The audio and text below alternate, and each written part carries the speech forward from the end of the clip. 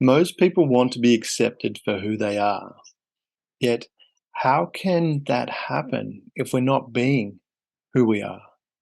We all have fears of being accepted and being judged and worrying about what other people think.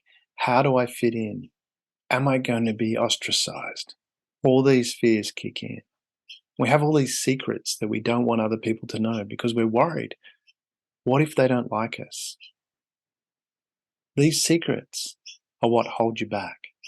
So enjoy this interview with Stephanie King Mattingly as we talk about the secrets you hide hold you back.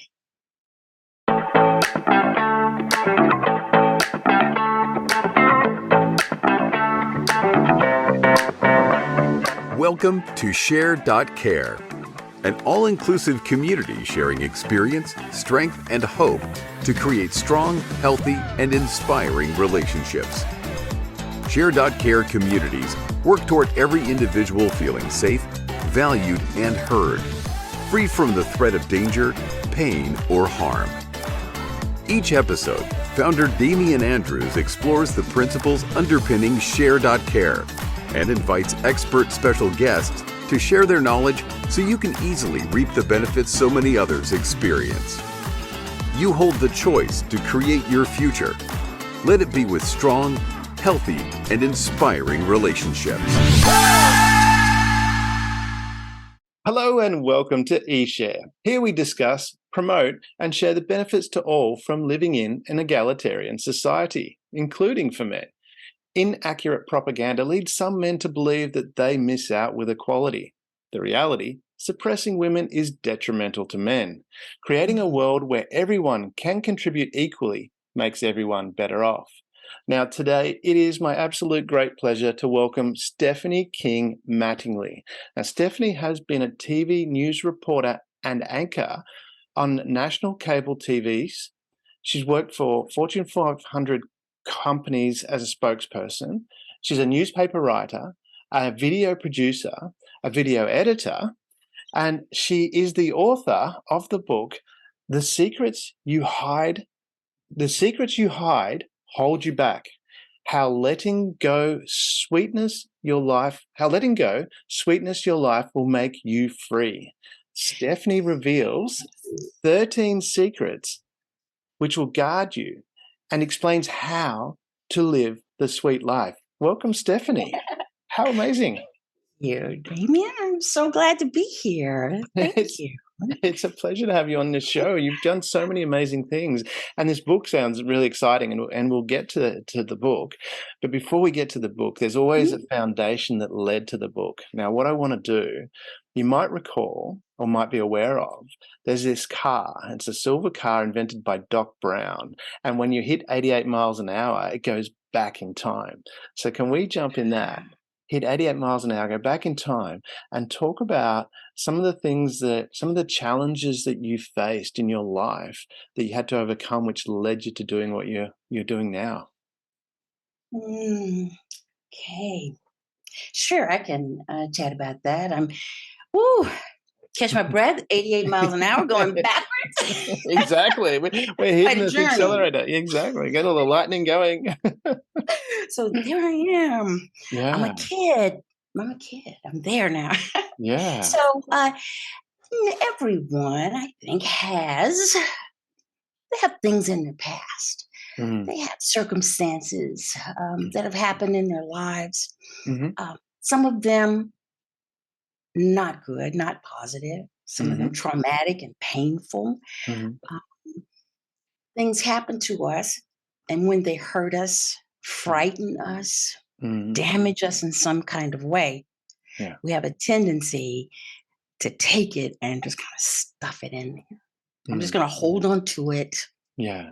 I don't know what to do with it. I'm hurting, but I can't tell anybody I did that. I can't tell anybody I'm hurting. We feel like we can't share that, and so we stuff it in there, and they become our secrets. Yeah. They become our secrets.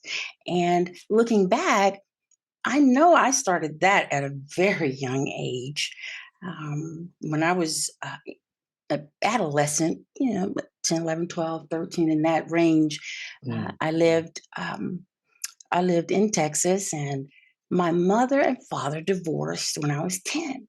That was one of Mm. the first things that happened. Um, that Yeah. was just untold pain, and I Yeah. didn't know what to do with. Immediately after that, mom took a job out of town and left me with my grandmother and my cousins. Oh, And wow. um, I didn't really understand. I knew she had a job, but I didn't understand why I had to be alone at this Mm. critical time. Both parents are gone now. Yeah. And so I I got a lot of hard knocks training in Mm. those younger years that stuck with me and shaped how I view relationships um, and how I viewed the world. Um, Yeah. it felt kind of lonely. It didn't feel like I had the direction that I needed.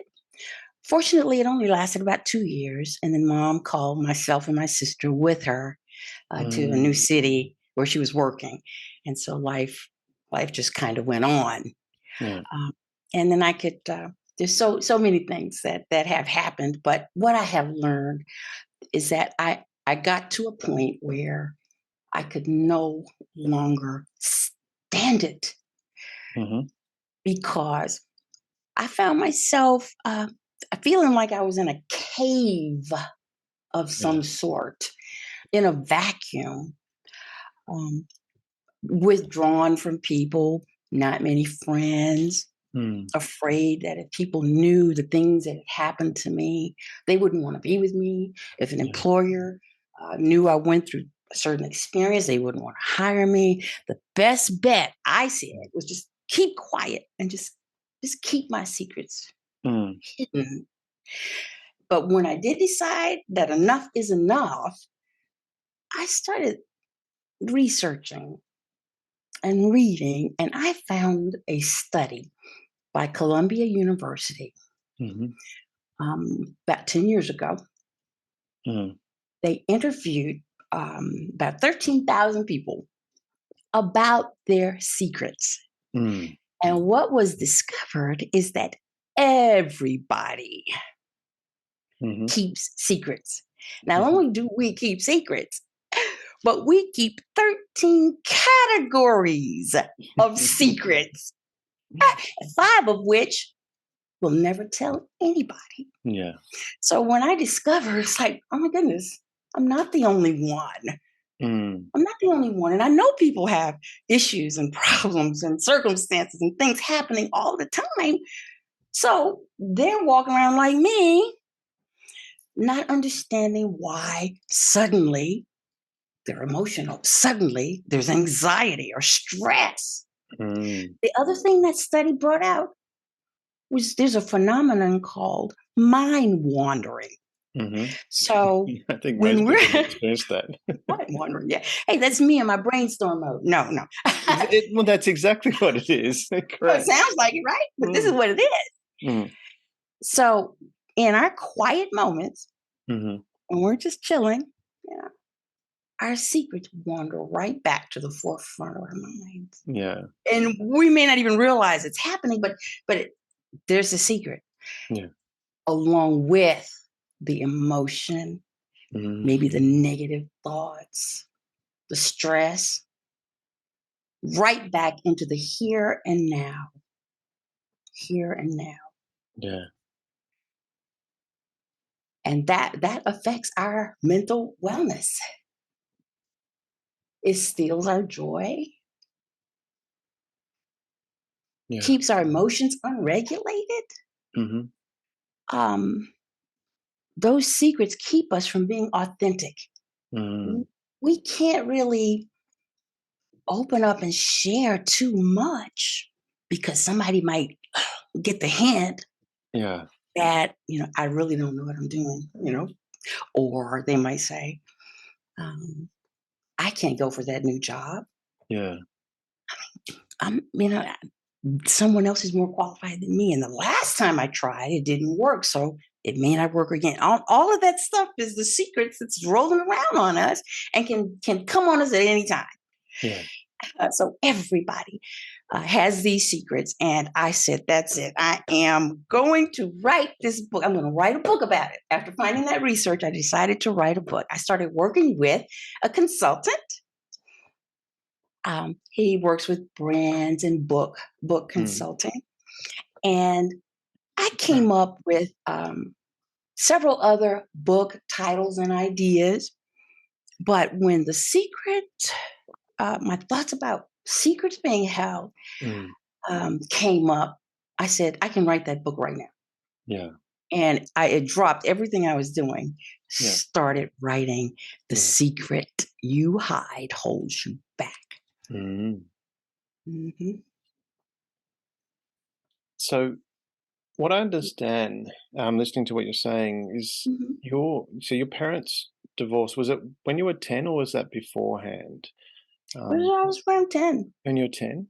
Because Mhm. what I would like to understand, and from my perspective, it's similar. I think I was a little bit older when my parents split up, but there was a bit of arguing in my house, and Mhm. a lot of children, psychology shows a lot of children actually blame themselves for what their parents did in their arguing. When you think back to your parents, even before they split up, I'm guessing there would be some sort of tension. No one breaks up if they're getting Mhm. along very well. There's got to be something. Right. I It's would true, it's imagine. true. So when you think about to your childhood, Mhm. um, what was that like when you had being in that situation where you're noticing the tension between your parents? What were you experiencing? Mm. It was difficult to watch. Mm, I didn't hear my parents didn't fight and argue so much as um, dad would be absent. okay. At one point, he uh, had quit a job he was working to Mhm. go hit the road for a sales position. Yeah. And that caused my mom a lot of Mm. grief and loneliness. Yeah. And it was right. It was really right after that job that I could tell things were unraveling. Yeah. Um, I So for me, Dad was Mm. just my hero. He was my hero. He was charming. He Yeah. loved to laugh. I mean, he'd walk into a room and just have everybody laughing within minutes. Uh, he took me like almost every day. He just take me with him to places he had to go. We'd ride in the car. We'd do things. We had a lot of fun. It was Awesome. I just love my dad. And so when he what felt like disappeared on me, that Yeah. was hard. Yeah.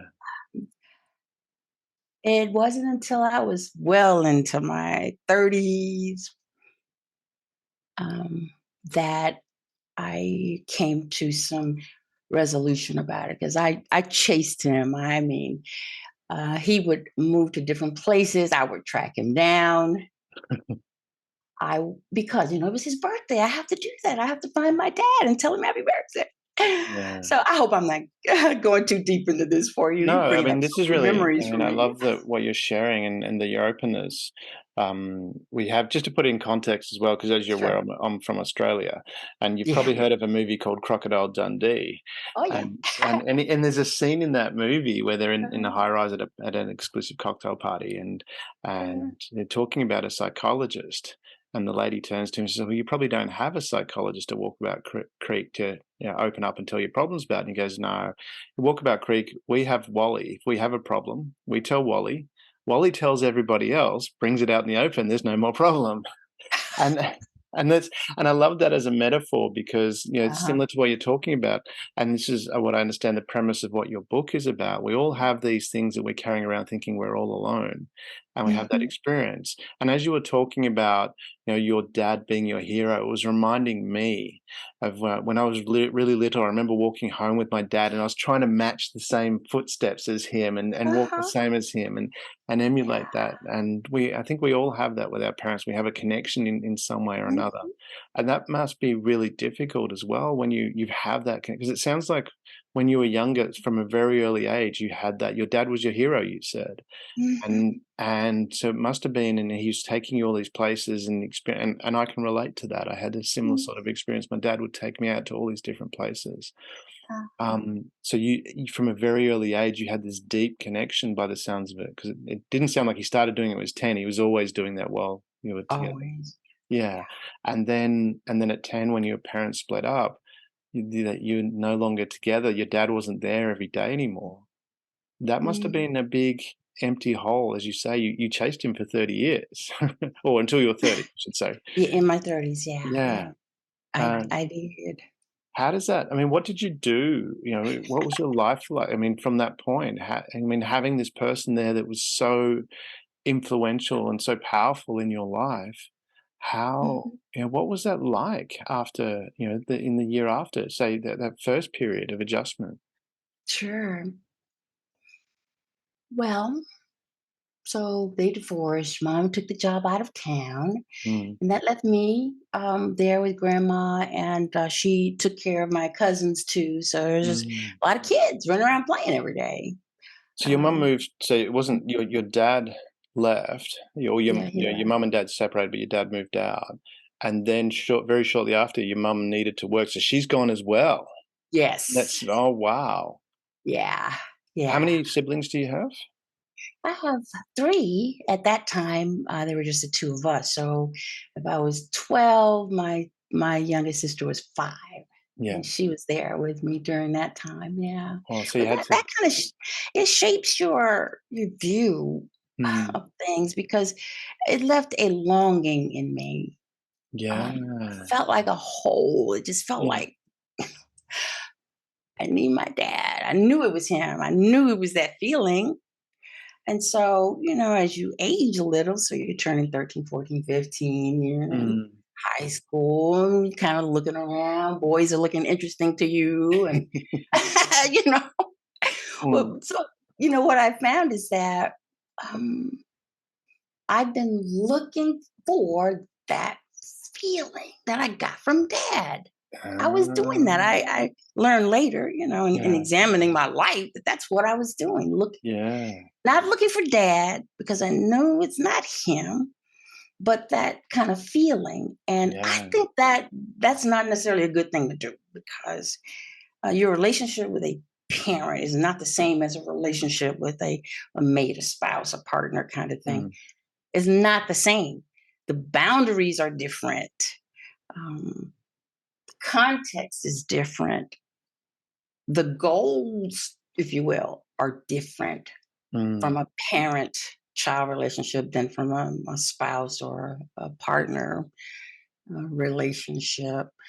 So once I realized I was kind of looking for dad qualities, I was able to pull back from that. It's yeah, like, and I feel now like I'm married here yeah, where I live in Greenville, South Carolina, to a man who also has a TV background, yes. um, but is very he's mature. He's older, a little older. He's mature. Mm, Um, there's no codependency. There's no real expectation of how you're supposed to act or supposed to be as a wife. We have, I feel we have healthy boundaries. I'm able mm, to dream and follow my passion and do my work. And he encourages me. And I've had other relationships in the past that weren't like that, yeah, where I don't know if it's because, I'm the woman and I'm supposed to behave a different mm, way.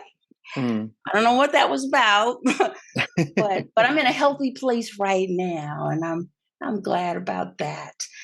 That was, I would say, one of my secrets. Yeah, it's interesting, Yeah. and I love that, because I love the connection between these secrets, and that's why I brought up the Crocodile Dundee story as well, because Hmm.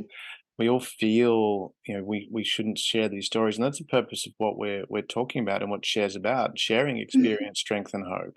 When we share our experiences, we've gone through this, is something we experienced, similar sort of thing. Because you mentioned about, you were looking for some of the qualities that you had in your dad, which is I mean, Freud talked about that. We're attracted to the parent of the opposite sex, essentially. Mhm. Because and Yeah. part of that works because of, we attracted to what we know, what we feel comfortable with. When we operate like a thermometer. When we set our thermometer, whether we set it or not, if we Mhm. move too far above it or too far out of our comfort zone, we pull back to our comfort zone.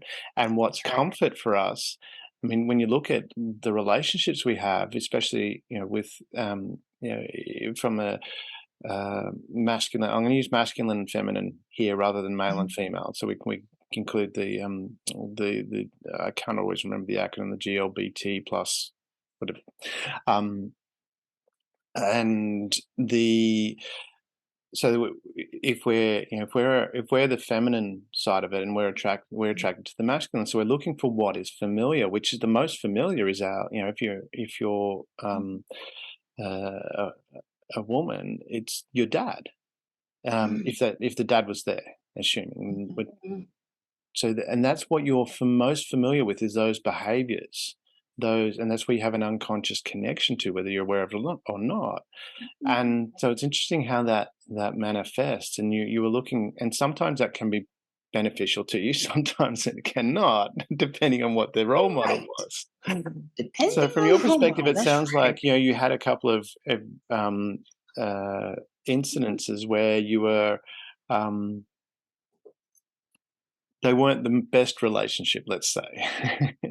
Is that That's is true, that that's fair to true. s yeah? So, and what was that like? What was that realization like when you were going through, "Okay, I'm in a relationship, I've had a series of relationships that are not working very well."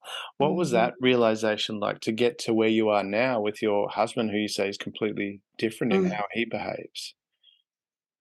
Well, I think once it's like I've had several, I don't know if it's reaching plateaus or reaching, Mm. a place where something triggers and it switches, and Mm. you you you move to a new level or a different Mm. place. Yeah. But I've come to that a couple of times, after feeling disappointed. And I think Mm. that has to do with our expectations. I Mhm. really do. I mean, Yeah. whether we admit it or even realize it, we come into a relationship with expectations. Correct. And we expect that my spouse or my partner Mm. is going to meet my needs. I mean, that's what you're supposed to do. That, I mean, Mm. that's what you're supposed to do. Yeah. I mean, yeah, Ah. I think we have those expectations, of what a man Mm. does in a marriage or what a woman does. And I think coming into relationships that way with expectations is a setup, a serious setup. Yeah. Because one, you can't read somebody's mind. You don't know what they're really thinking. You don't really know the true motive. You know what they tell Mm. you see their actions. But if you have in your mind that the perfect husband does X, Y, Z, and he's over here, doing what, J, K, and L, I mean, or something, Yeah. right? Oh, I Mm. had, I think a therapist once said, it's like, and I actually said these words, it's like, you have an itch, right? It's right here. And so you need them to come scratch right here. But they decided they're going to scratch on your kneecap, right? Yeah. They're scratching. You said you had an itch, but it's here. Yeah. They are doing what they know how to do or know to do, Mhm. not necessarily what I need. And Yeah. so if I can, that act of not doing what I need you to do, what I expect you to do, boom, is disappointment. Yeah. And can create great chasms in relationships. And so I've tried to get away from that. Yeah. I do things now that I didn't used to do. I catch myself saying, um, use your words with me, you know, a look, a glance, a motion. I don't know what you're doing. Are you trying to tell me you want me to sweep or you want me to get? I don't know what you're talking about. You have to talk to me. I am making no assumptions. I love that what you're Oh, talking about there, though, because this is really, I think, really important because you're not, as you say, you're not making assumptions. So you're clarifying, going, okay, what is it? What is it that you're asking me here, or what is it that you're expecting here? I love that. yes. Because if you don't, it's like, well, he had that look on his face. Yeah, So that must mean he wants me to do something. Okay, what is it?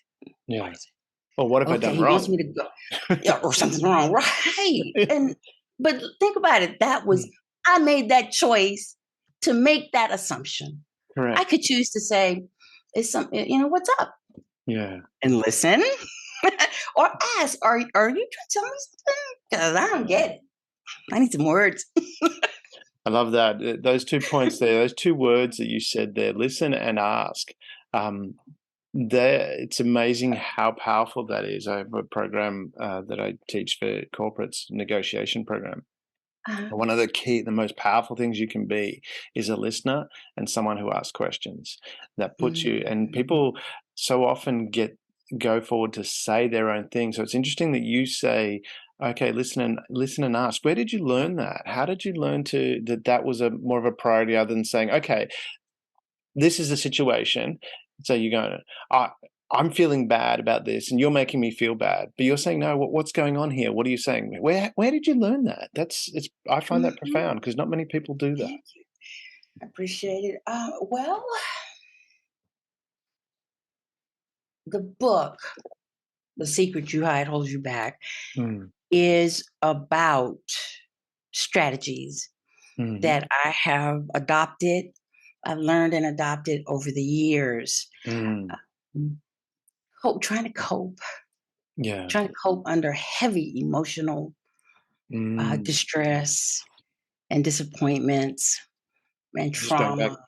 is that going back to your parents splitting up? Yeah, but that was just my childhood. I mean, there've been other things, many other things. In fact, I reveal my secrets in this book. Yeah. 5 big secrets, which I can't tell you right now because I want you to read my book. Don't read it. Give us a I preview. It's like a preview. good movie Well, preview. I have given you some. I mean, I've given you a little Okay. bit. Just talking about my parents, even Yeah. it's some. But where did I learn that? So I made when I was in high school. I Mhm. was convinced I wanted to be a psychologist. Oh, wow. At 15, I subscribed to Psychology Today Wow. because it was just so fascinating Yeah. how people think, and that was just fascinating to me. Did you So I shrink thought your I was going friends? to do Like, did that. you was it I'm being a little facetious there, but Uh, with your friends, did you go, "So what's going on for you? And can tell yeah, me I know, right? So I said, about "Tell me about it." it." I love it. I know, right? So um, that's been going to therapy has been big for me in my life. Mm. Having somebody to talk to, having somebody Mm. to reveal things to, and so in doing that and my interest in psychology, I also read a lot. I mean, not just that magazine, but just all sorts of books and scriptures and talking to other people. And I've just learned by hard knocks, really, Mm. um, that it is safer for me Yeah. to not make the assumption, to Yeah. not set up the expectations, but to try to stand back and observe and let people just let them be who they are Yeah. and just love them for that. I love that. Mhm. Yeah. Because I So mean, a lot of that's times we talk about, when you love someone, you love them as you are. And then, people say that, and then they'll get into a relationship and they try and change everything about the person. It's like, exactly. Yeah, it's like, that's true. even and you have the standard argument, or the standard Mhm. definition of argument. We're arguing over the toothpaste. You're squeezing it in the wrong spot. It's like, and you're going, but you love the person. So if they squeeze it from there, don't you love that about them that they squeeze it from there? And why don't and why don't you try that and see what that's like Yep. and experience it from their world? I love Mhm. that you're saying that. That is neat. It's funny, on that note, Mm, I mean, because nobody's perfect at any of this. You Yeah. just get better at keeping yourself safe and Mm. being safe for somebody else. I think, Ah. like my husband. I mean, I've grown just since we've been married 3 years now, Mm. and he is very. He can tell you very plainly and straight. You know, Mm. I don't care for that. I want this. Yeah. I don't. You know, I will do this, but not that. Yeah. And I'm like, how can he be so, you know, Yeah. sure and clear? Um, he, the space that I have to do this work that we're doing now, Yeah.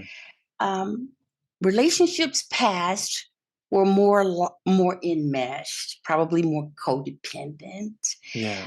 where I felt like, well, you need to, we're together, so we need to do things together. Everything is together. This is ours. So if I want to brainstorm in the middle of the night, you should want to too.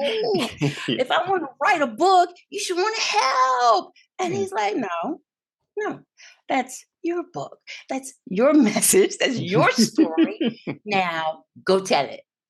Go. So here I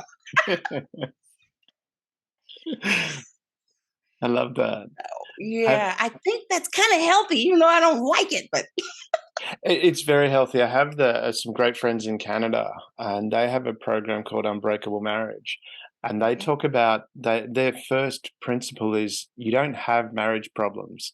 You're two people with problems you're bringing to the marriage. Yeah, And yeah. it's what you're talking about there is I love that how you're saying you're showing a lot of respect for both yourself and the Mhm. other person. This concept Yeah, of being safe for someone else. So you're being safe for them to be themselves. I love that. yeah. That's awesome. That is That's really sweet. That powerful. is sweet. Yeah. I want to come back to Yeah. we're talking about you mentioned about having someone to talk to and how that was really important for your life. Mhm. Sure, And sure. especially today, when we look at the world, I mean, we're more connected than ever in history, and social media and all the apps and things that we have on our phone. Yet Mhm. people feel more alone than ever in history. I'm not sure how the statistic. I don't really trust statistics, but I'm going to use it as an example here. But Sure, sure. I know certainly from a medication perspective, there's more people taking anxiety drugs Mhm, today than there was 20 years ago or 30 years ago. mhm, mhm. Um, and this part where having someone to talk to, how important do you feel from your perspective that it was for you that you actually were talking to someone face to face as opposed to having a chat online with someone? How important do you think Mm. that was for your journey? You mean therapy, or you mean just? Either or. I mean, some people need to, they don't have someone, they don't have a Wally, so they're going to tell someone who tells everybody else, um, to keep their secret secret. But Uh-huh. from your perspective, having that what I'm getting at is having a safe place where you can just open up and be you to learn to go, "Hey, it is okay to be me." 'Cause I look at it and I guess I'm kind of I consider myself lucky. I hated it as a child. My mum Mhm. was very much she said, "Doesn't matter what other people think." And she would do these things back in the day. She'd wear these beanies, which were horrible, and I hated them. Back then, beanies weren't cool. They're cool now. You're a rapper. Okay. But although, yeah. And so, but she would go, "Oh, it doesn't matter what other people think." And as a child, I hated that. But as an Oh. adult now, it served me very well because I really doesn't bother me what other people think. I couldn't care less. But I had Um, that foundation there as a child, and not mhm. everyone has that, and which is the foundation of what your book is about, hiding secrets. Um, and that's where I was wanted to come to that perspective of you having this safe place. And you mentioned, therapy as part of that. But it sounds like it was more a safe place where you could talk about the secrets. Mm. How important do you think that is to have that with a person as opposed to online just having a chat? Ah. Mm. Well, I am online so much now, Mm, every day. I guess we all are more than we used to yeah. be pre-pandemic, of course. I have not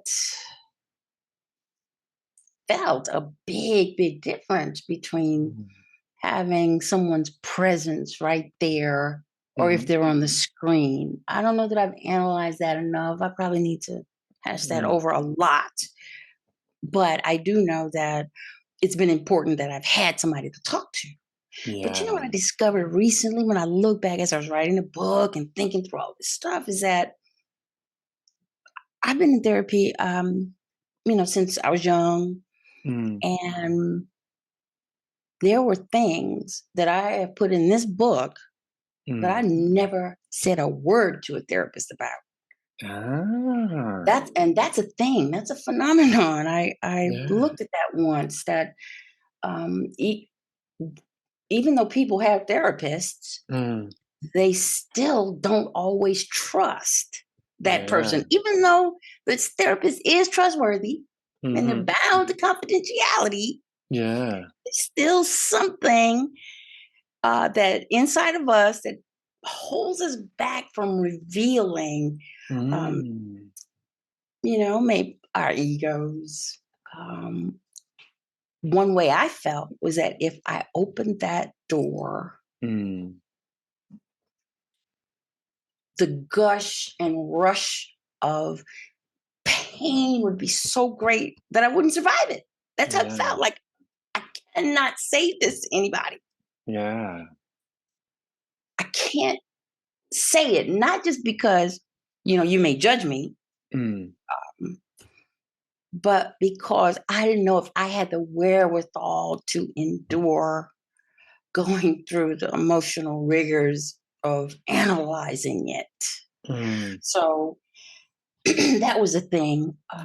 But I will say this, and I do in the book, that it is important that we do have a confidant because we have got to find a way to get the secrets the Mm. secrets off of our chest. We have to have that burden lifted off of us. And the way even the experts, who conducted this study say in there that what you do about it is you Mm. find a way to express it. Mm.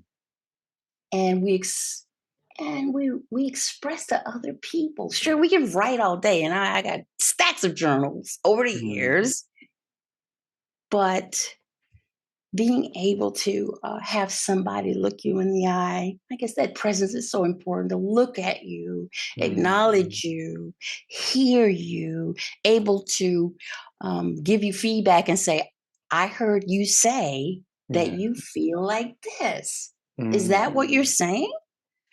You got it. That's exactly what I'm feeling. Thank you so much. You understand. Thank you, thank you, thank you. I don't need them to tell me what to do next. I Mm. don't need them to analyze it and put it in perspective. I just need to say it and know that someone heard it, um, and didn't judge it, reject it, or put their own spin on it, but Yeah. they just listened. That's a big thing for me. Mm. Being heard is having someone listen is so important. And I go into that in the book with a person in the name or form of a confidant, Yeah. a trustworthy person who can listen and not judge. That can bring us so much relief and healing.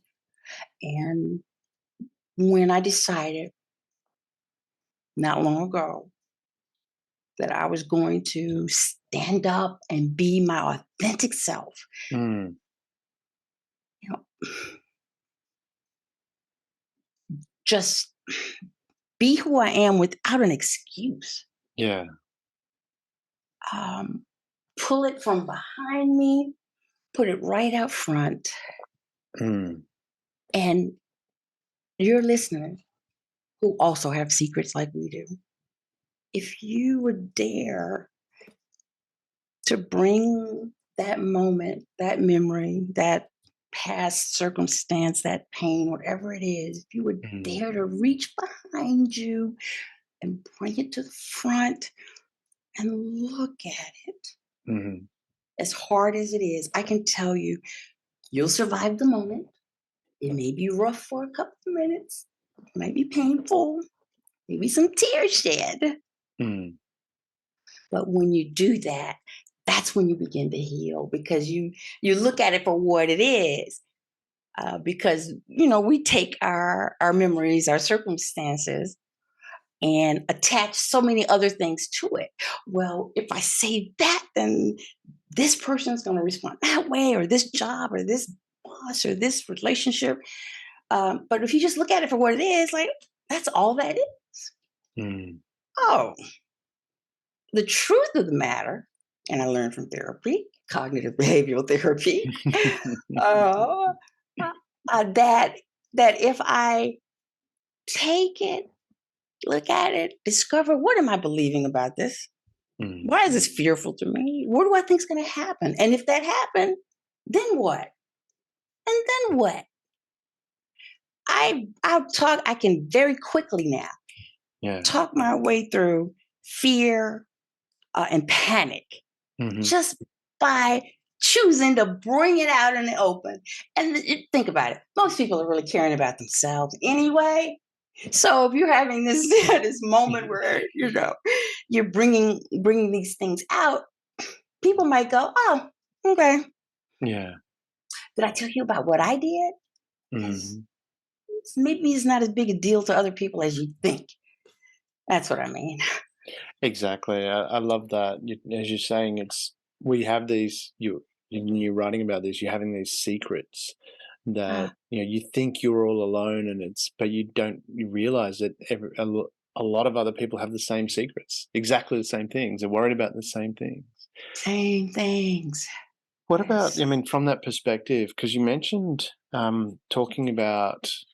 Um, Mhm, You did a lot of writing. When I mhm, look in the research, when I was doing my research, I found mhm. you from an early age you were writing, and then you mentioned too that in the book you've got secrets, then you reveal secrets that you never told even therapist in that safe space. And I've had a number of people tell me that was their experience as well. Writing was very cathartic, and they went through it, so they'd spend so much time writing. Talk to us about that. What is from your perspective, this writing? What did writing give you? Mhm.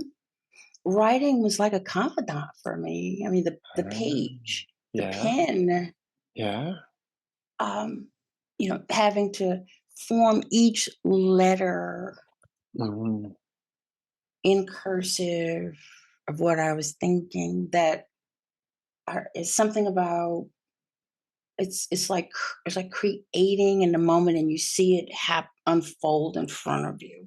yeah, I enjoy watching that as I'm actually doing it. yeah, I can write I can write about all of those pent up fears mm, and emotion, or things that I regret yeah, or feel guilt about, mm, and things that I want to do and the person I want to become.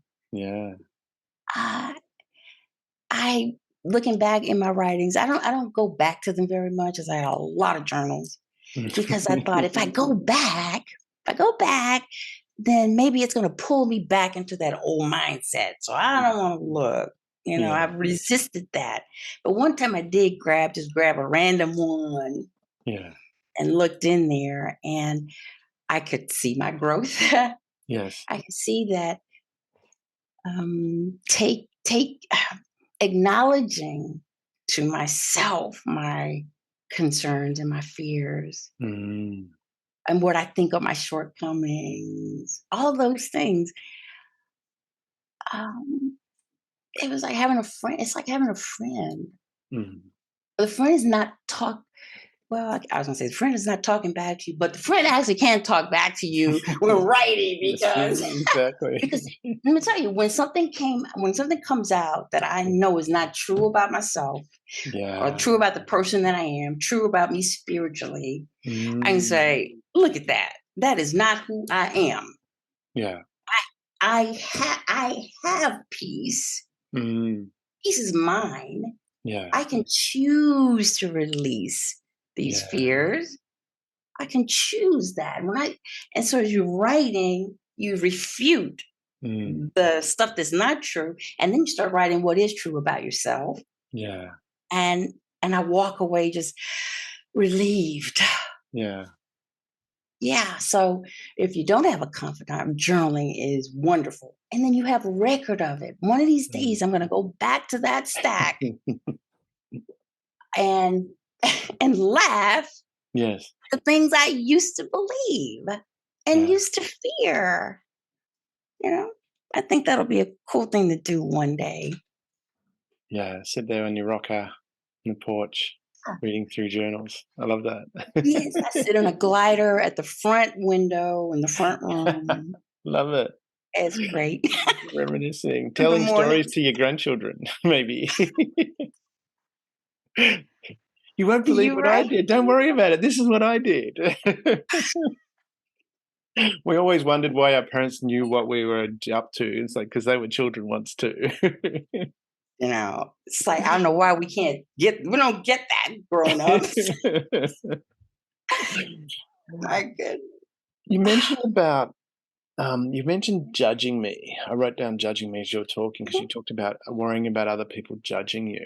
I mean, and this Mhm. relates to, again, the secrets. We don't say things because we're worried about what people will say, Yes. how they will, how they will think about us.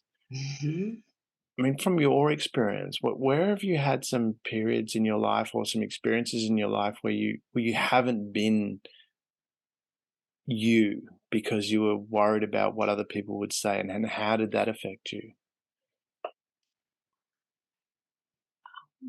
When you are in the media, Yes. what other people think matters. It does. Yeah, I mean, on a business level, yeah. you've got to produce the ratings. Mm, People have to like you and yeah. want you there. When you're in I think in the media, especially as talent, there's Mm, always that concern about how do I look? Do they like yeah, me? Are they going to watch me, my show? yeah. Uh, you walk around self-conscious. Mm, It's what it's like. And let me tell you a little story. When I started in television young. I was 18 years old, right out of high school. yeah, Went to work in the news studio for the newscast. I pushed the cameras and do the lights, and yeah. I'd look down the hallway at the newsroom. Wow, I think I'm gonna go meet some folks over there because I was already writing. I was a photographer in high school, Yeah. and all these things. I wanted to be in the newsroom. Mm, I made my way down the hall, made some friends, showed a few demos of what I could do. And by the time I was 19, I was mhm. on the air reporting the Wow. news in a large television market. Yeah, And but I remember I would come off the news set because I anchored the morning news, yeah, and my phone would be ringing as I'm walking to my desk. yeah, It was my mom. yes. And mom would say something like, no, specifically one day she said, "Why did you wear that? Why did you?" I don't know. I like it. She says, "And what are you doing with your eyebrows? They're moving up and down. You've got to stop doing that." So this happened on more than a number of occasions when mom would kind of greet me and Yeah, give friendly correct advice. me. Yeah. So from a young age, I was extremely self conscious Mm, about what others thought about me and yeah, how I looked. And that's kind of a trap. mm, Um, that made it even less likely for me to tell anything about myself to anybody, yeah, and it kept me from, I think, making friends. I didn't have a lot of friends. I haven't had mm, in my life a lot of friends at all. Um, I was too afraid that they'd not like me if they knew that the person they saw on TV was really different. mm. really different. And Ah, I couldn't be sure, if we were chatting, if they were talking to me for me mm, or because I was somebody on TV. You just yeah, don't know people's motives sometimes. So that tripped me up a lot. yeah. It That's did. really, thank you for that because it's really important. I love what you've said there. Mhm, And I mean, relate. I worked in film and television many years ago, and it's a mhm, high pressure area where there is that expectation. But I love the part where you've opened up and said about you couldn't make friends because you're worried they wouldn't see that you weren't the person that you're mhm, projecting to be. That's really interesting because I'm wondering as you're saying that, not just mhm, for someone that like yourself who worked in the news, mhm, but what about people where you can't form proper relationships because you're mhm. worried they might see who you really are? Do you think that affects people just in everyday life? Yeah, definitely. I do. And some of that's in the book even. Um,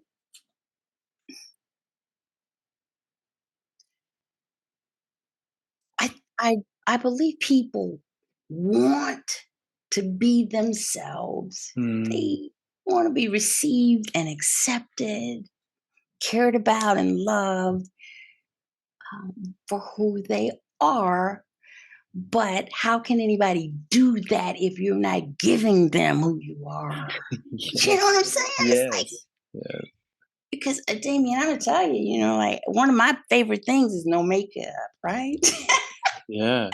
But for things like this, I put it on and I'm just, yeah, I guess I'm the same person. But normally I just don't have makeup and I wear Coke bottle glasses sometimes and I like flip flops and just watching old 70s television. That's my thing. But that's not how you may come across. You may come Mm, across as sophisticated and, mm. only go certain places and wear certain things. Nah, it's just not me. But still, I know that I must present myself in a way that's professional, Mm. but I can let my hair down, so to speak. I love that, and I think that this is quite profound that you're doing this, and I'm really glad that you're sharing this because there's a lot of people out there, and you really hit that nail on the head. A lot of people, and that's why I wanted to touch on this whole social media and people feeling more alone, is Uh-huh. because I find, well, it's not I find, it's reality. People, they will touch up their photos. Most people I Mhm. know, when they take a photo now, it's automatically makes it look better than, you know, what it Mhm. or looks I won't say better, makes it look different to what the reality is. And if we're Right. projecting this false image, how can we Mhm. ever let people be close to us? How can we have that connection if we're not being, as you said, if you want to be accepted for who you are, how can that Mhm. happen if you're not being who you are? Right. That's profound. Wow. That's Yeah, I see it. I see it. I see it. because I mean, and do you think? I mean, I'm listening to that, going, well, this is why people are feeling alone because they're not projecting. They're having these secrets that you're talking about, and they're keeping that secret. They're scared, that, and the other side of that is if you are who you are, Mhm. some people won't like that, and it's where I'm really grateful for what my mother taught me when I was Yeah. younger, or ingrained in me. I'd say taught. You can't teach anyone anything. People can only learn. Um, and the old adage, you can lead a horse to water, you can't make it drink. You can have the best Yep. knowledge out there. Heard that And I one have too. that with Yep. corporates that I work with. I've had companies cost themselves literally hundreds of millions of dollars by doing, even though they knew it was the wrong thing, they went and did it anyway. Um, the stories for another time. Maybe we'll talk about that in a different thing. But the part that we're talking about there is this ability to be yourself. And some Mhm. people are not going to like it because I look at that and say, I'm going to be myself. And if someone doesn't like that, or if someone judges me, or someone tells someone, and that person, the third person, judges me, Mhm. I'm like, and they go, "Oh, Damien's, this." I'm gonna go.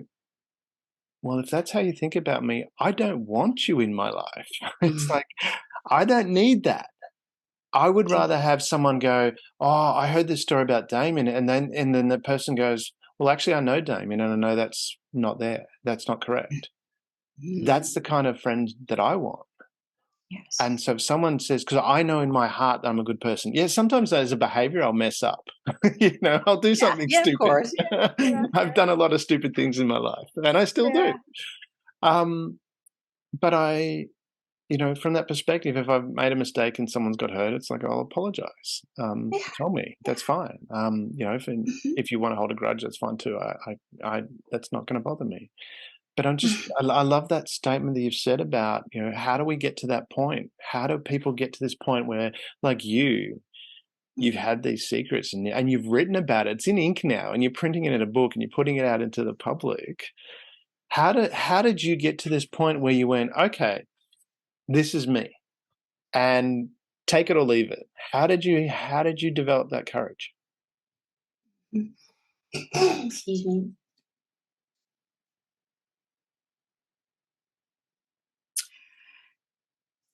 From, I think, being driven to my knees, literally, Mm, um,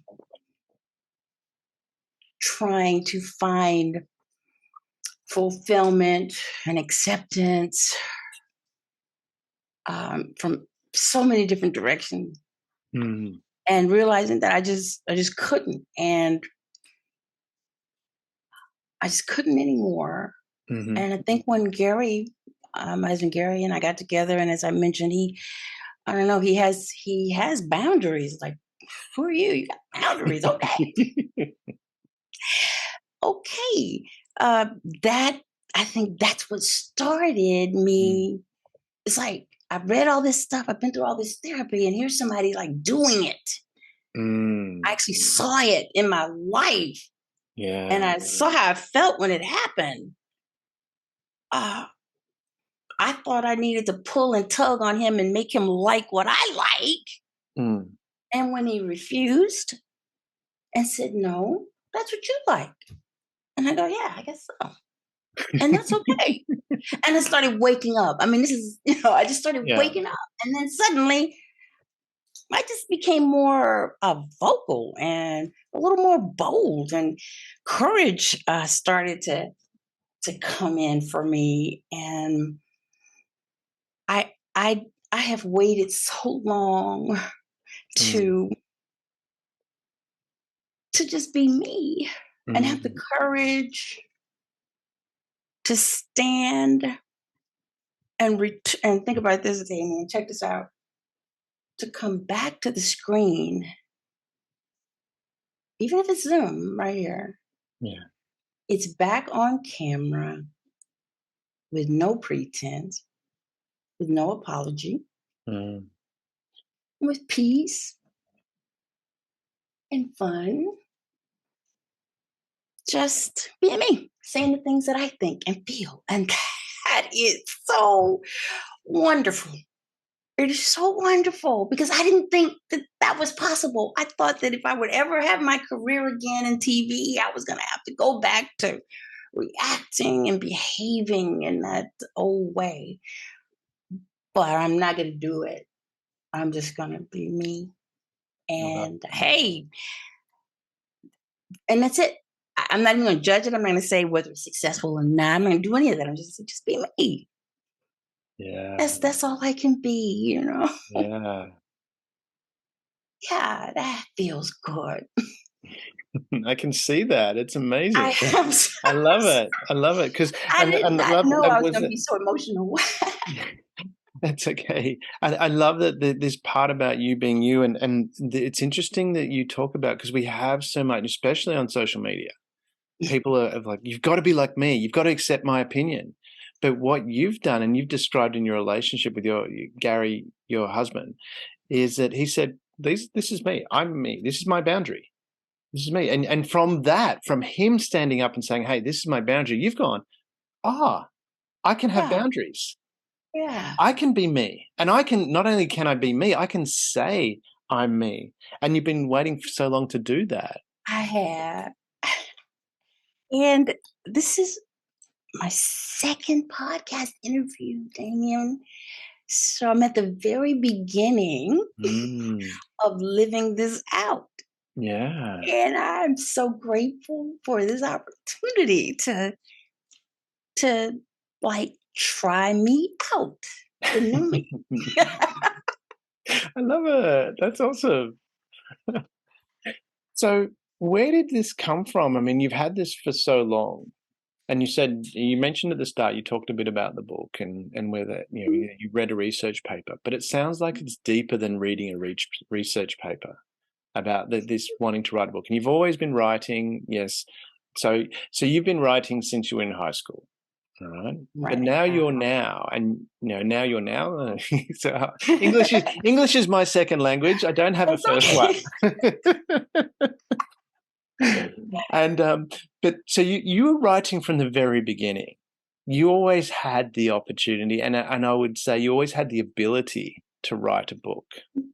Why now? What's the reason for writing it now? You always could. I didn't believe that I could. I Ah. mean, yeah, I guess I've been writing like I was winning speech contests, poetry contests. I was a writer, then journalism, all that stuff. But I never thought that there was anything special about me that I could write about, or even and as a journalist, you're just kind of a jack of all trades. You move from one news story, one topic to the next. One thing doesn't get a whole lot of attention, so Yeah. my attention is spread so thin. It's like, what would I write about? I don't have a specialty.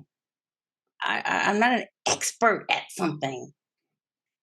So I just didn't think a book was anything I would ever do. Just that's something that I don't know, smarter people do, or people Ooh. who have something to offer, and I didn't feel I had anything. I didn't feel I had anything. Wow. But Wow. but now I'm realizing that people are hurting. They're hurting out there, Yeah. Wow. and we can kind of spot people when they're holding back in a conversation. We spot people who are not authentic, or they're acting fake, or they're on social media posing as something else. I mean, we get hints of that, and it turns us off. Um, Mm. um, Wow. Now that I have been able to look and see that I have turned a corner, I have changed, I have healed in this area. It's possible. Yeah. It's possible. And I can take a secret and say, here it is. I've done that. Now, my challenge is going to be when the book comes out in July and my Mm. secrets are out there. For me, that's like another phase in life. It's a whole new phase in life. Yeah. Everybody knows. Um, and it's not, I don't feel any fear about it. I feel like I'll be glad when everybody knows. Just know this about me. Let's just get this out of the way. Okay. So look, I did this, I did that, and did that. Yeah. Okay. Now get over it. Let's get on, Yeah. with finding some joy in life. Yeah. Yeah. Yeah. Boy. You're That's bringing out a lot of stuff, Damien. I'm the It's man. I'm the man, Oprah. just But right. from that perspective, I love that, and where you've gone there is quite amazing. And words that you've used, I didn't think I had anything to offer. Now I Mm, know from talking with you, you back then when you were writing and mm. being the psychologist for your friends, um, you had a lot to offer. So really, it's not the shift of whether you had something to offer, it's your belief in yourself by the sounds of it that shifted. And you've gone because you always had something to offer. And now you actually believe you have something to offer. And that sounds like that's really freeing. Yes, it is. I do believe I have something to offer now. And the first glance at it is this book, and I have three others that I plan to write Mhm. and do some other things. But when you are in that place of not feeling that I had something to offer, Mm. it in my head it said everybody else knows more than I do. Mm. Everybody else has more experience. Somebody else will do it. Yeah. And I didn't know that people really cared about talking about these kind of things either. Like, it was just part of the secret keeping. I mean, you don't Mm. say, I'm keeping secrets. You don't consciously say that to yourself, I'm keeping Mhm. secrets, but you're holding back. You're hiding out. You're trying not to make too many waves, you know, because you don't feel you have anything to offer. It's the same point, I guess. Yeah. So from that perspective, I mean, because you mentioned about you didn't believe that you had anything to offer. Now, belief is just a thought that we repeat over and over, and that's not me. That's Wayne Dyer wrote Mhm, that mhm, back in the 70s. And I'm sure there's many other research. Basically, how we think is a process of repeating it. Our neural pathways align up. That's how we learn things, and a belief is the same thing. So you've had a belief that everybody else can do this, or that you don't have that to offer. What do you think it was that changed for you, where you went, actually, I do have something to offer? What mhm, was there a one trigger, or was it a progression? What do you think mhm, allowed you to change that belief, for you to then start thinking, actually, I do have start something to offer, which then your habit has changed, mhm, because we're creatures of habit, we operate that way. mhm. So Right. you had a belief that you didn't have anything to offer. Something's triggered, or a number of events have triggered, which have built up, and then you do have something to offer. What was that, and then what was that transition like? Uh, I, I think if the transition happened during the pandemic, really, Mm, um, when I had not done this before, but I started listening in mhm. on just countless webinars and workshops and courses, and Ah, it's like I I just wanted to get engaged. And mm. when you're hiding secrets, I mean, Zoom is your friend. It can be your friend. You know what Yeah, I'm you saying? turn the camera off. Yeah, yeah. You can't see me, but I'm I, listening. I know. Yeah, it's because you don't have to be in front of someone real who's Mm, gonna really feel you and yeah, see your mannerisms and read you that kind of way. You can kind of hide. You can hide behind the camera, yeah, not behind it. I mean, you be on camera and hiding. You know understand. what I'm saying, Yeah, exactly. right? But when I started realizing that uh, people were telling their stories Mhm. and their lessons learned in life, and they were turning that into businesses, Mm, and they were talking about their emotions, and I said, "My goodness, I could do that."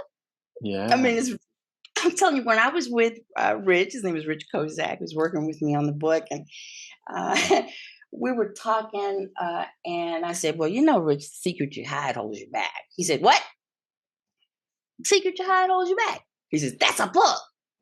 I said, "I could write that right now." He says, Yeah. "You're on." And we put everything down, and I turned to secrets Ah, and started letting it come out.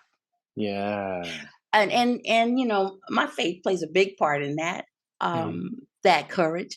yeah. So I just said, you know what? I say I believe this, and if Mhm, that's what I really believe, then I should be able to stand up and say what mhm. I want to say. So I'm Yeah. just gonna do it, and I did, and that's what I'm doing. I love And it it. feels good. It feels good. Yeah. It feels good. And I want to get used to this feeling. And I Yeah. want when people encounter me that they know that I'm there, Yeah. that my heart is attentive to Mm. them, and that I am listening, and we can so what, so what, you have flat feet, so what, you you drive a beater, so what. Yeah. Right? That, you don't have to hide things, you don't have to do that, just be who you are. I mean, life is too short, and there are too many wonderful people, with Mm. beautiful personalities who like to serve and give and share and laugh. And I want some of that. I've spent too many years hiding out, Yeah. I mean, in a vacuum in front of a computer screen, Mm. safe, no judgment. Yeah. Um, too many years have gone by, and now I just don't have any more time for that. I love that. Yeah, that part of that frustration. Well, I love what, and you've mentioned it so many times in Mm, this talk, mm, is you mentioned the word listen. And that's what you were mm, saying, you listened in. And that seems to be the process from what I can determine is people actually mm, listening. At first, I think it's, we have our beliefs and we go, this is the world, and we're like this. And then all of a sudden we get these little, things coming in, yeah. and then there's a bit more. And then also we go, hang on a minute. Uh-huh. And then and then you have, it sounds like that was a shift for you and go, actually, I've got something to contribute to. And I think everybody does. I think we I can think so all help. too. I mean, just walking down the street, I do this all the time. I walk down the street and someone's walking at me and I look back at them because, when normally people, you look at you and then you look away as soon as you see them Yeah. looking at you. I look Mhm. back and smile. And it's like, they smile back. And all of a sudden it's like, I don't even know who they Ah. are. And maybe I watched Crocodile Dundee too many times when you walk into New York going, g'day, g'day, g'day. Yeah. But we can all make that little difference. And the fact, and you were listening, and you've gone and you've had this discussion and you were talking with your friend and you've said, the secrets you hide hold you back, and they go, that's a book. You listen to that, to him Yeah. saying that's a book, and it became, actually, yeah, I can write that. This is what it sounds like, what I heard from. Yes. Yes. It was like I received an assignment or something. I mean, it's You're like, back in school. yeah, okay.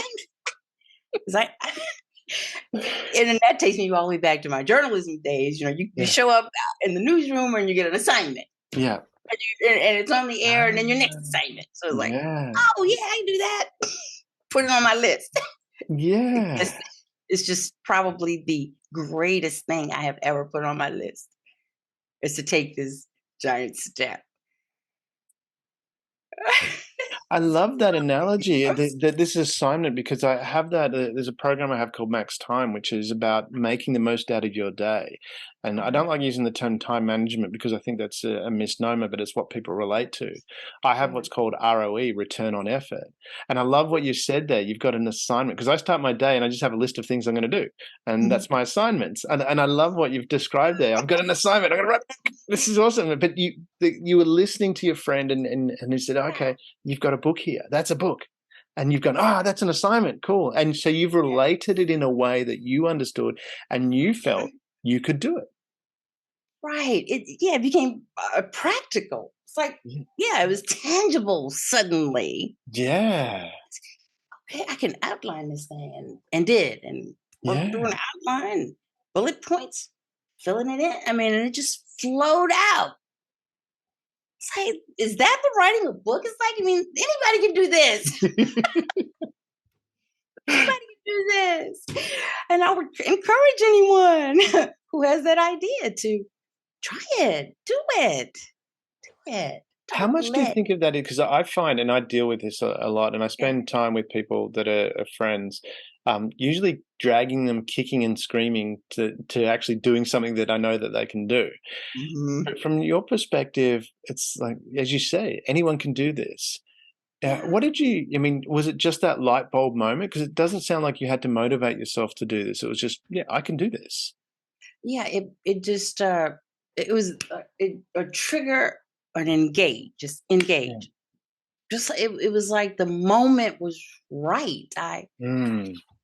I have had enough introspection, enough therapy, enough journaling, enough talking, enough hiding, enough pretending, shuffling, enough. Yeah. I'm a writer. Writers write. I And love it. so Yeah. now I like to say, write it, speak it, Mm. get it out. Get it out. Get it out. If you take it from behind here and put it up here, it is not troubling you anymore. Yeah. It diminishes, it decreases the intensity of the emotion once it's like acknowledged. Yeah. Mhm. You know, and why are we so reluctant to acknowledge? I don't know. Is it the fear? Do you think you coming back to the we want to we have these secrets. We're scared that when people Yeah, find those out, that they won't that's like true. us. Do you think that might be the case? That's true. The why is them not liking us paramount. Mm. Because we don't have a sense of being accepted in here or approved. We don't think Not we are. approving of ourselves. Yeah, You well, see? yeah, we don't feel accepted and approved. We Yeah. don't because we know of our shortcomings. We know of the things we do. We know our Yes, we got to look in behavior, the mirror right? and say, yeah. Yeah, yeah. So I guess it's so.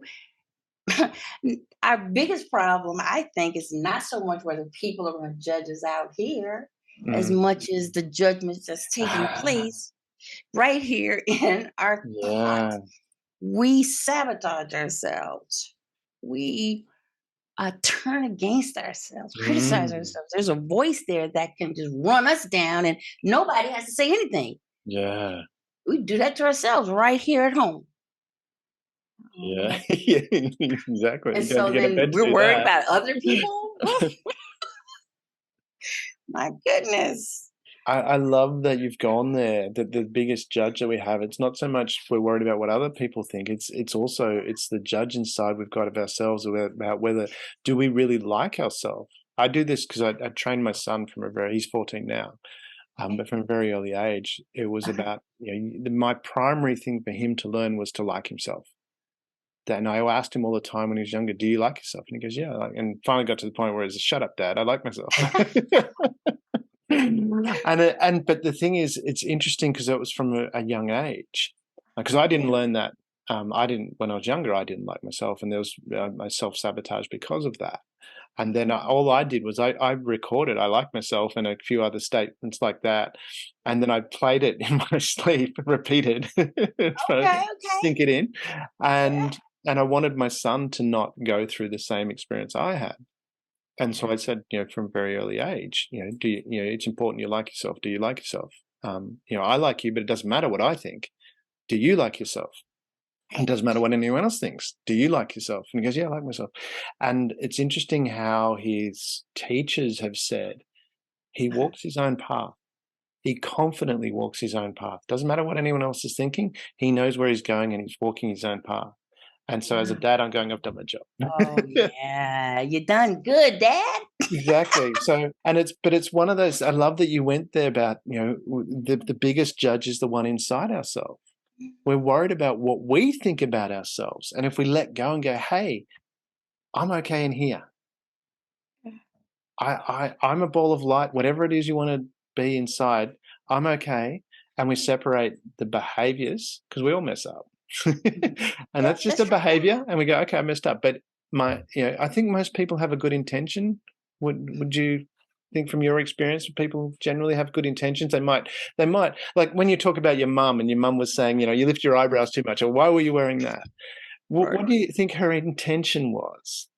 To help you, or was it, as much as you might not want that? Right. I know. It's like 'Cause I'm like, I'm "Mum, grown now, stop." Mom. My mum, "Stop wearing those beanies and tell me it doesn't matter what other people think." That's what I look at. But I know her intention was good, and I know actually her knowledge was really good as well now that I'm older. Um, Hmm. So do you think people generally have a good intention if we actually trust in that? If we walk down the street and someone looks us in the eye, as I mentioned before, and we look back and smile, we're likely to Mhm. get a smile back as opposed to, what are you smiling Mhm. at? And someone having a go at us. Do you think that's Right. more likely?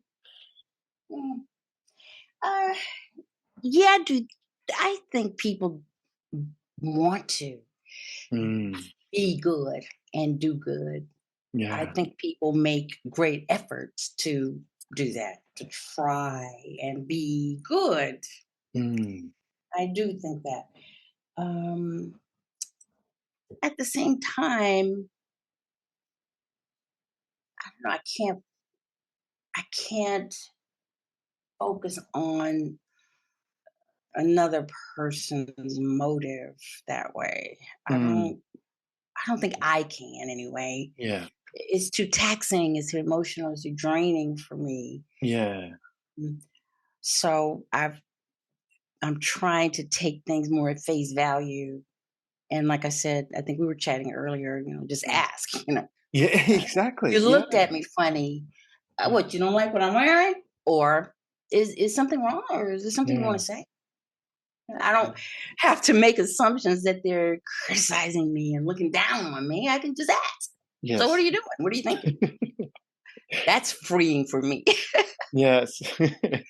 It is. Because It there's that old story. I mean, stereotypical, but the couple are they're driving home, and he's not saying anything, and she's going, "Oh, didn't he like what I said at dinner, or doesn't he like the dress that I wore?" And she's thinking all these thoughts and all these thoughts, and it goes on for hours, and and they're finally in bed, and they're about to go to sleep. And she goes, "What's going on? Don't you love me anymore? Do you want a divorce?" He's going, "What? My footy team lost." So, that's all I'm worried about. My footy team lost. No, upset about that. And I love what you're doing there. You come back and go, I'm not going to prejudge. I'm going to ask the question and listen. I love that. That's so awesome. Because Yeah. the other part that you mentioned there, and you talked about, um, what was it? You talking about making a safe place for Mhm. your husband. So you'll make a safe place for him to be him, and he's making a safe place for you to be you. I love that from analogy. If we actually, I'm wondering if we go out into the world and we Mhm. create, and our intention is to create a safe place for other people to be, then what different types of relationships would we have? Ooh. See, that reminds me, I wanna write an Is that article or another a book book. for you? A book, an article. And I think I would call it something like, "Are you a safe person? Yeah. Are you a safe person?" I mean, ask yourself, Mm. am I? I mean, I'm so worried about other people insulting me, Yeah. or offending me in some way, but what am I doing? Yeah. Am I a safe person? Can I be someone's confidant? Mm. Will I listen? Do I know how to listen? Yeah. Am I willing to listen? Mm. And I don't know that we necessarily ask ourselves that stuff in advance, but it shows up in the moment someone needs you, Yeah. uh, and they can't speak because the tears are choking them up. Mm. What do? Do you run? Do you try to brush it, blow it off, get them off the topic, make them feel better real quick, or Mm. you listen? Do you ask what's Yeah. going on with you, and then listen? Think that we would be much better off if we were able to do that, because when someone listens to you, it's like nectar. It's sweet. It sweetens life Mm. when someone listens. I love that. With the listening side of things, and are you a safe person? Yeah. That's quite profound because all Mhm. too often, I mean, how often have I mean, I know from my perspective. mm, Mhm. I mean, I've spent a lot of time focusing on listening to others and asking questions, but before that, Mhm. when someone was talking, I was always thinking about what am I going to say? What are my next thoughts? Not listening. I'm not even listening to it. I can words are there and I can it's going, but I'm my thoughts are what am I going to say next? And I'll be reminding myself of that. But this component of listening, and it was interesting.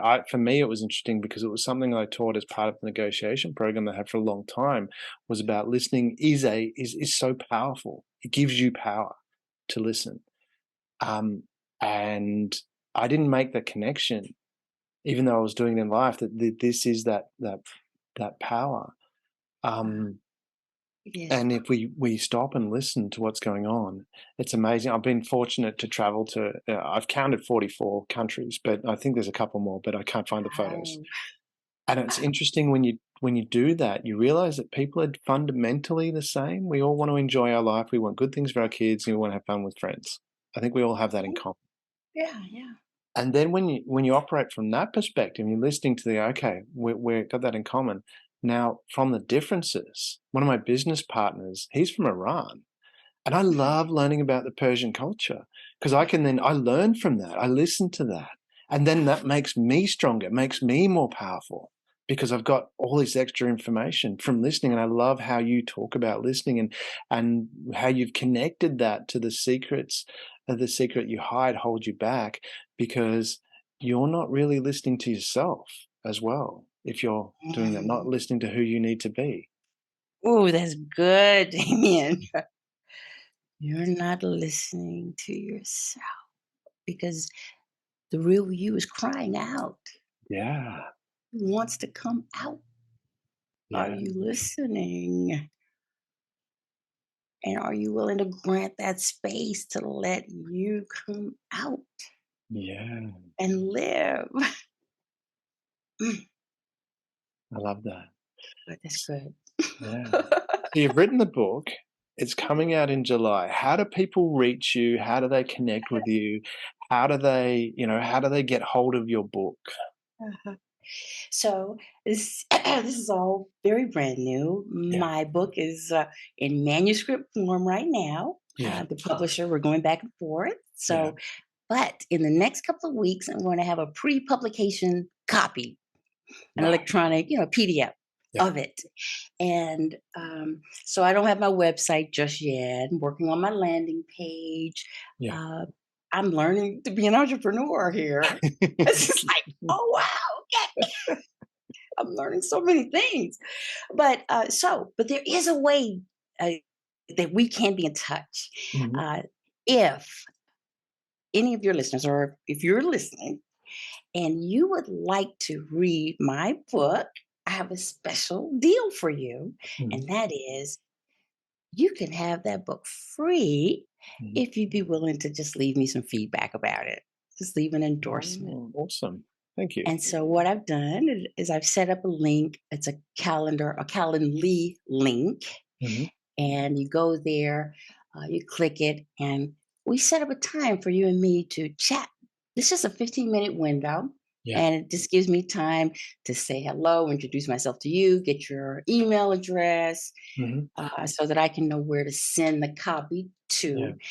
And I'm also going to provide you with, because some people I think get a little intimidated when you think, write a review for a book. Ooh. Well, it doesn't have to be that way because what I'm going to do is provide you with a number of pre-written statements. Yeah. Okay. Now that is, it's a convenience thing. You Yeah. know, if something in one of those statements resonates with how you feel after Mm. reading the book, then just use one of those. But if Yeah. not, just throw it out and just write your own, 2 or 3 Mm. sentences. That's all I ask. Yeah. And I'd be happy to share the book with you. And I really want to know what you think about it. Mm. And if it offers something that can help you in your life as you deal with your secrets. Yeah. Wow. So that We'll link, put it I can read it, or you're going to put it I will in the put it show we'll notes. put it all in the show notes. So yeah, Okay. because All right. so there'll be the Calendly link to reach out and get Yeah. that connection. Mhm. That'll be great. And this will be going to air closer to when your book comes out anyway. I haven't got the details, Yeah. my Yeah. So calendar in front of me. actually, let me tell you, the This pre-publication copy should be done by the 1st of April. Hmm. And so whenever your show comes out, Yeah, it it will should be be. I think it's ready. late April. I'll give you the date anyway. But yeah, Okay. yeah. So Okay. So so that, just before July, anytime in that window before July. yeah, awesome. So Yeah. let's reach out now. So we'll have all those notes in there, and people can get a pre-publication copy. That's wonderful that you're offering that, and it's very very kind of you to do that as well. So thank you. From that side of things as well, before we wind up, before we finish, because we're getting close to the end of this session, I'm sure you and I will chat again in the future. So I'll be I looking hope forward to so. that. So yeah. And but before we do that, can you give the audience, if you were to say, what is your wisdoms, whatever it is, but what would be the takeaway? What would be the thing that if you were to sum it up, or whatever it is that you would want them to take away into the world? Doesn't have to be exactly anything that we've covered. It can be anything. What would you Yeah. want them to take away? What I'd like for people to take away is what we've already chatted about, and that is to dare to reach behind you, Mm, wherever that is in your memory, in your past. yeah, There's a secret that has wandered back to your mind, yeah, probably just since you've been listening. yeah. Something's come to mind. Well, I challenge you to reach back there, get it, Mm, bring it out in front of you, and look at it. And look at it for what it is. yeah. And recognize that whatever that thing was that happened to you that was so painful, Mm, or that hurt you or damaged you or misguided you even, mm, but that's not who you are. yeah. That was something that just happened. Mm, It happened to you, but it's not who you are. yeah. You have a choice. You can choose to rise above that. You can Yeah. choose to release it, Mm, let it go, sweeten your life. yeah. I want to make this announcement. This week, I finally named my brand, so to speak. Wow. It's like it's just been author Stephanie King Mattingly, right? Yeah. But came up with a brand name, and I just want to say it. Okay, Yeah. going forward, it's confident freedom, Wow. release, and walk a powerful life. Wow. Love it. Uh, Yeah. mhm. I can see you found what's right. Yeah, That's it, awesome. it just fits. Yeah. Yes. Thank you so much, Damien, for allowing me to share this way. This is this is one of the best conversations I think I have ever had Wow. Thank because you so much. I haven't had many about my sister. I haven't Out had of the two many. you've had, I'm the So best. I love no, no, not because did I say that? Yeah. No, but seriously, but aside from the book, aside from I this told my being a son he's my podcast, favorite son in the whole world. And he goes, Dad, I'm your I know, only right? son. That's what my sister does. Like my my daughter, you're my favorite niece, your only niece. Uh, no, but that's not what I mean. But I mean conversation, whether it's Zoom, the book, or podcast, any of Yeah. that. Just the way we have shared, always has been deep and rich, and I've loved it, and I thank you for it. Thank you, Stephanie. It's been so much a pleasure having you on the show. I've really enjoyed this conversation. I've learned so much from it. You have so much to offer the people. And I know you mentioned in the pre-show you've got a speaking gig that you just got Oh as yes. well coming up. So I'm really excited to hear about that and learn about that. And hopefully we can see the video of that when that happens. So Stephanie, it's been a great pleasure. Wonderful. Looking forward to chatting in the future. Thank you for being on the show. Thank you. Thank you so much, Damien, for having me. Thank you for being part of the Share.care community and helping people around the world prosper. You're creating a bigger pie for everyone to share. The more people contributing to the world being a better place, the better the world becomes for others and for you.